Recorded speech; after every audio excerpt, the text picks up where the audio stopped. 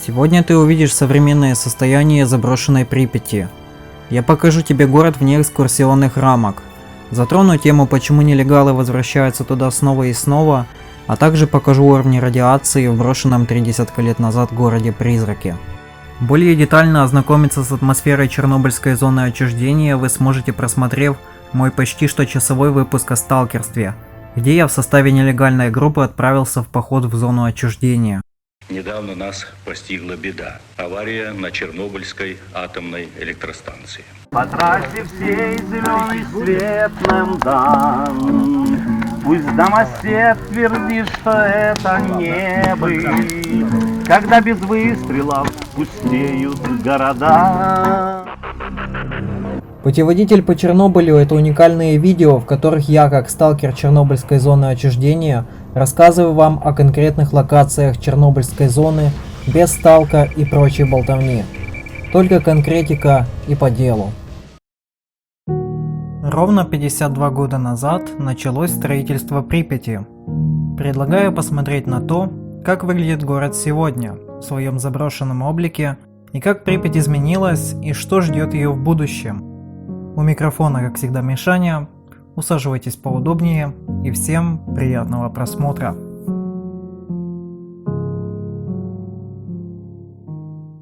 Припять – это город, который построили возле реки, которая и дала ему название. 52 года назад здесь находилось село Семиходы, от которого практически ничего и не осталось. Лишь несколько особняков одиноко сегодня стоят возле периметра города.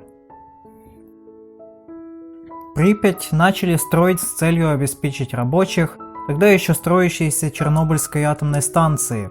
Такие города принято называть городами-спутниками. Место расположения города выбрали в 3 километрах от Чернобыльской атомной станции. Ее тут видно практически с любой возвышенности. Сегодня такое местоположение города-спутника возле такого серьезного и опасного объекта, как атомная станция, считается грубым нарушением. Но в Советском Союзе бытовало мнение, что наши АЭС не взрываются и они безопасны. Очень часто проводилась аналогия с самоваром. Тут, кстати, есть еще один интересный момент, почему атомная станция зовется Чернобыльская, а не Припятская. Дело в том, что города Припять, когда строились первые блоки, как такового не существовало. Официально статус города Припять получила лишь в 1979 году. Отсюда и вытекает название Чернобыльская АЭС, ведь ближайший населенный пункт, город Чернобыль, находился в 17 километрах от атомной станции. Многие, кстати, путают эти два разных города, а иногда и спорят, что это один и тот же город. Я часто вижу комментарии по типу ЧС находится в Чернобыле, а другие говорят, что в Припяти. Однозначный ответ, где же находится ЧС, на окраине Припяти. И с этим нельзя спорить и доказывать иное. В 1970 году на место тогдашнего села Семиходы приехали строители и город начали строить. Особняки сносились, а взамен людям выдавали квартиры в новостройках города. В самом начале своей истории в Припяти на первое время построили общежитие, чтобы расселить персонал станции. Город строили в очень быстрых темпах, и уже к концу 70-х Припять начала приобретать тот облик, который мы все вместе с вами привыкли видеть. Название городу дали в честь реки Припять, которая находится недалеко.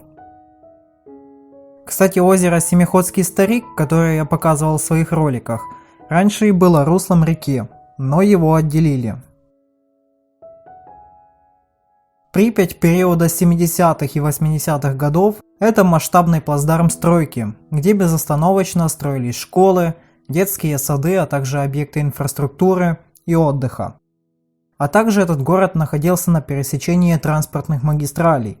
Здесь была ЖД-ветка Чернигов-Овруч и 2 дороги на Беларусь, за счет чего Припять имела все шансы стать мегаполисом в будущем. Но этого не произошло, и Припять навсегда стала городом-призраком.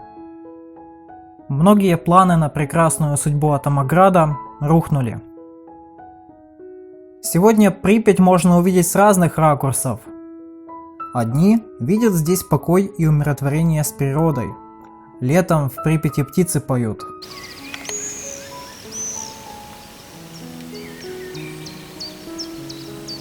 Другие же тоскуют по дому и хотят хоть на миг вернуться сюда. Ну что ж, Николай, вы готовы? Под крайним видео написала Татьяна Овсиенко. У нас была трехкомнатная квартира. Мой папа Мазур Илья Андреевич получил эту квартиру в 1982 году, так как работал на строительстве Чернобыльской АЭС. Припять очень сильно любят сталкеры. Это не совсем те самые ребята из компьютерной игры, а больше обычные туристы, которые любят подобные места.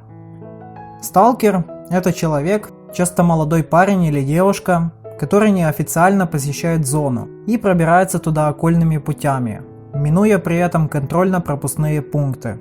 На сегодняшний день в Припяти можно встретить много таких ребят, и в большинстве своем это безобидные и очень интересные личности, которые пришли сюда созидать этот город, а не разрушать. Сегодня Припять, можно сказать, это царство дикой природы, и поэтому граффити животных на стенах здесь нарисовали неспроста. В Припяти живет лось, а также стаи кабанов. Также здесь любопытного туриста может испугать белка, которая резко убегает при виде человека. Давайте переместимся в первые микрорайоны. С них все начиналось.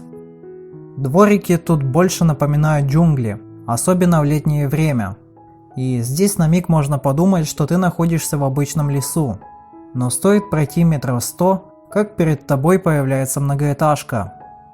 А поздней осенью и зимой, напротив, Припять показывает себя в мрачных тонах. И без листвы можно разглядеть масштабы города. Здесь слышно, как где-то капает вода, а в подъездах часто скапливается лед, и с каждым годом такие условия все больше разрушают здания. Дабы воспрепятствовать возможному несчастному случаю, недавно руководство зоны расставило здесь таблички и отгородили здание специальной лентой. Все это сделано неспроста. К примеру, вот состояние отеля Полесье, что находится на центральной площади.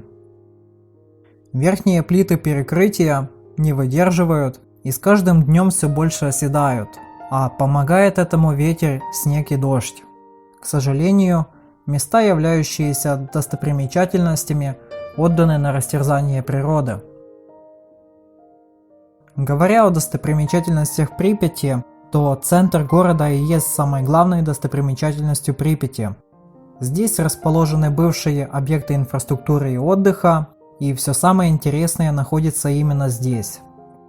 Так, например, в центре Припяти можно увидеть дворец культуры «Энергетик», гостиницу «Полесье», безымянный ресторан, кинотеатр «Прометей», музыкальную школу, парк аттракционов. В «Энергетике» было несколько залов, и каждый был рассчитан под определенные нужды. Внутри находятся концертные и спортивные залы, а также музыкальный класс. До аварии сюда приезжали и здесь выступали разные артисты и коллективы. В «Энергетике» проводились концерты и спектакли, а на самой центральной площади проводились ярмарки и мероприятия в ее пределах. Здесь же расположена гостиница «Полесье». Она была рассчитана на гостей города Припять, которые останавливались здесь. Здание построено в 70-х годах и имеет облицовку из мраморной плитки. Для Припяти такая фасадная композиция является стандартной. Внутри гостиницы «Полесье» типичная для Припяти картина. Следы деятельности мародеров и разруха. Много окон здесь выбито, а батареи отопления давно сняты и вывезены. Наверху гостиницы расположен летний ресторан, который не успели достроить. Судя по планировке, предполагалось, что он будет с панорамными окнами, для того, чтобы обозревать весь вид на город с высоты. Для того времени панорамные окна – это большая редкость. Припять не зря называют современным городом. И если говорить о Припяти как о современном городе, то стоит взять во внимание, что на центральной площади расположен аналог нынешних супермаркетов. Это торговый центр с самообслуживанием. Конечно, сохранность этого здания оставляет желать лучшего, но вывески хорошо сохранились. А немного дальше на север от центра расположился кинотеатр «Прометей», где вечерами влюбленные пары назначали встречи, да и просто приятно проводили время. Сейчас это место выглядит вот так. Все здесь разрушено и разворовано. Лишь одинокий витраж возле кассы напоминает о бывшей красоте этого помещения. К зданию кинотеатра «Прометей» также примыкает музыкальная школа. Внутри также пусто. Здесь мародеры также разворовали все, но в одном из залов можно найти фортепиано. До аварии на атомной станции в музыкальной школе проводили занятия по музыке и вокалу. Здесь можно было научиться играть на гитаре, пианино и фортепиано. Сегодня музыкальная школа заброшена и пуста, как и остальные здания мертвого города. Возле музыкальной школы находится также парк культуры и отдыха, пройдя по тропинкам которого мы попадем в парк аттракционов. В парке аттракционов находится колесо обозрения. Также в парке аттракционов расположился автодром с советскими машинками и одинокая карусель. Парк аттракционов – место немного грязное в плане радиации. Во времена ликвидации аварии на атомной станции сюда приземлялись вертолеты, которые здесь и отмывались. В связи с этим фон в парке повышенный, а местами можно найти радиоактивные пятна. После аварии город обнесли колючей проволокой. В 2 минутах ходьбы от кинотеатра «Прометей» расположена городская пристань и с ней летнее кафе. На протяжении долгих лет это место сильно зарастало деревьями и кустами, но 2 года назад работники государственного предприятия ЧС очистили местность от деревьев, дабы сохранить здание с уникальным витражом ручной работы. Композиция поистине впечатляет в этом заброшенном месте. К самой пристани ведут ступеньки. Это выход на причал, и пройдя все эти ступеньки, пред нами откроется замечательный вид на Затон. Раньше тут располагался дебаркадер, но во время ликвидации аварии его почему-то убрали чуть дальше. Он использовался для того, чтобы суда, которые причаливали к пристани, не цепляли за дно. Немножко дальше находится медико-санитарная часть номер 126. Трагическая и грустная история постигла стены этого здания. Именно сюда почти 36 лет назад, на утро 26 апреля, привезли первых пострадавших с блока номер 4. Это был персонал станции и первые герои Чернобыля – пожарные. На сегодня медико-санитарная часть ни на каплю не изменила свою мрачную атмосферу. Я ходил по ее коридорам несколько раз, и тут постоянно ощущаешь на себе всю обстановку происходящего там утром 26 апреля. Я советую отправляться в медсанчасть, только если вы не знаете ее трагическую историю, а изучать ее уже после посещения. Есть также в Припяти детские садики, к примеру, детский садик «Теремок» вместе с реставрацией. Здесь мирно спят в яслях куколки. И вообще это место выглядит очень впечатляюще на фоне разрушенных помещений города. Примечательно, что всю эту работу делает не администрация зоны, а обычные сталкеры, которые находятся там нелегально. Сталкеры даже умудрялись делать ремонт в квартирах. Советская власть, кстати, сильно развивала спорт среди молодежи. И Припять не стала исключением. Здесь было 3 бассейна, и самый известный из них это бассейн Лазурный. Он построен в 1970 году и часто принимал гостей для соревнований по плаванию. Лазурный работал в обычном режиме до 1986 года, но после аварии он не был заброшен. Бассейн Лазурный использовался для нужд ликвидаторов по прямому назначению. Здесь работники отдыхали от тяжелой ликвидации аварии, а в конце 90-х бассейн закрыли по причине остановки работы ЧС. Казалось бы, здание должно быть в идеальном состоянии, но за относительно короткое время бассейн Лазурный был разграблен мародерами. Завод Юпитер – место хорошо известно поклонникам компьютерной игры Stalker. Завод находился на окраине Припяти, и по официальной информации тут выпускали разные механизмы для бытовых магнитофонов. И так оно и было, правда, в одном или двух цехах. В остальных же, в условиях строжайшей секретности, Юпитер занимался разработкой и сборкой военных электронно-вычислительных машин, а также черных ящиков. Это те, которые используются на самолетах. Готовую продукцию завод называл префиксом изделия номер. Отражение этого можно найти в игре Stalker, где все в тех же цехах нужно было найти документацию по загадочному оружию изделия номер 62.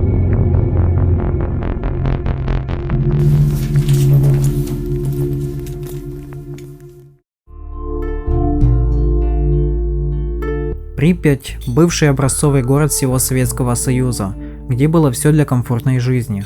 В один миг превратился в заброшенный город-призрак. Припять служит наглядным примером, что бывает, когда человеческий пофигизм берет верх над здравым смыслом.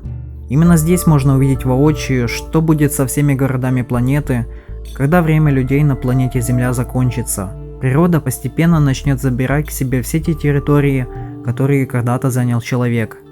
И на примере Припяти видно, что природе было бы лучше без людей.